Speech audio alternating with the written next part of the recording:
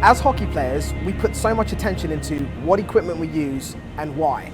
With our skates, with our sticks. Sticks, you want to make sure you have the right curve, the right flex, the right grip. Now, with our skates, we like to think about them in the same way, but what about the blade?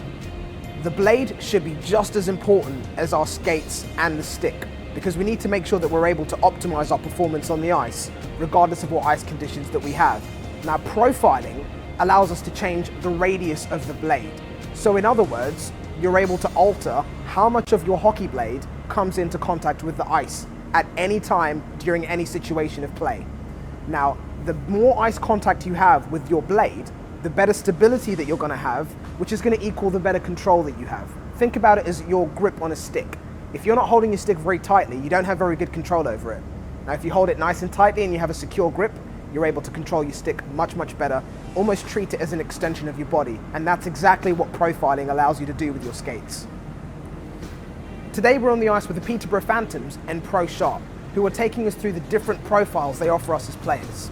From a single radius, which is a single point of the blade being in contact with the ice, all the way up to something that we didn't even know existed until we spoke to Pro Sharp, which is a quad radius. 4 separate points of the blade in constant contact with the ice, regardless of what we're doing. How profiling differs from sharpening is with sharpening a blade, we alter the hollow depending on ice conditions or player's preference. Now, profiling is altering the entire blade's radius to change the contact points on the ice. Again, we're able to adapt this exactly the same as sharpening your skates to different kinds of players. So depending on how they play, how they perform, what type of skater they are, you're able to find a radius that's going to help them excel on the ice. When we break down the sections of a hockey blade or runner, starting from the toe end, the first section is referred to as the acceleration zone. From there, it's the mobility zone. Next is the speed. Lastly, the heel is the stability zone. Changing the length of any one of these zones will have a massive impact on the feel and performance of a runner for the player. The biggest advantage with profiling a blade is because you're able to adapt or increase the contact points between the blade and the ice. Traditionally, if you have quite a deep sharpen, so the blade really digs into the ice, which means you have to put more effort into every stride, using more energy, getting fatigued quicker on the ice. With profiling, increasing the contact points with the ice gives you better control, better mobility, better acceleration, which means that you're then able to reduce the depth of your sharpen. So in other words, you're able to go for something a lot more shallow, which means you're going to be using less energy to produce the same power, same speed, preventing you from getting fatigued quickly on the ice, helping you to perform better using less energy. The best way to think about profiling is think about a race car on a racetrack. Depending on what car it is, what conditions it's driving in, you change the tires to fit the conditions. It's exactly the same as your blades in profiling. Depending on your style of play and the conditions and the way that you like to move on the ice, you profile your blades accordingly. Our blades and our skates are the most important piece of equipment we have on the ice. So doing anything and everything we can to give us an upper hand over our opponents and help us excel on the ice is essential. Let's find out exactly how big a difference profiling makes.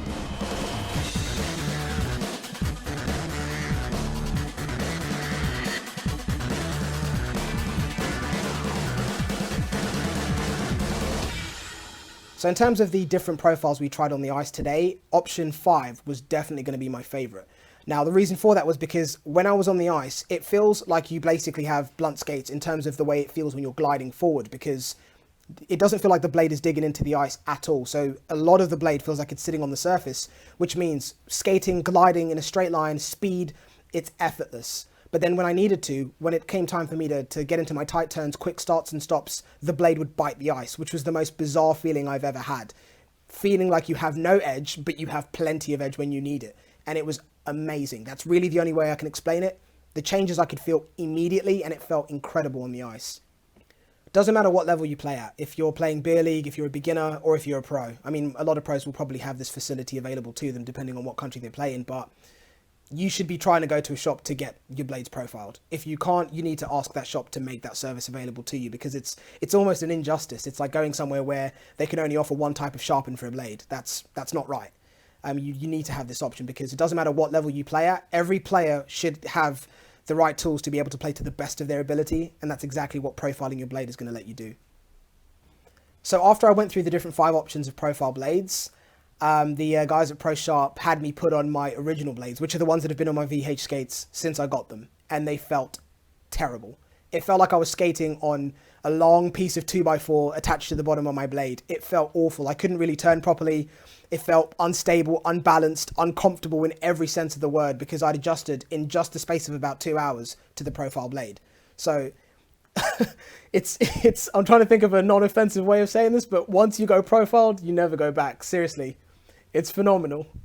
If you want to see more content on profiling or anything else that we've shot in the past, links down below in the video description.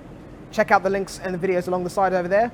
Don't forget to subscribe, and take care till next time. For this first drill, we're going to use a partner. One of them is going to be holding up signs, so you'll have to yell out whatever.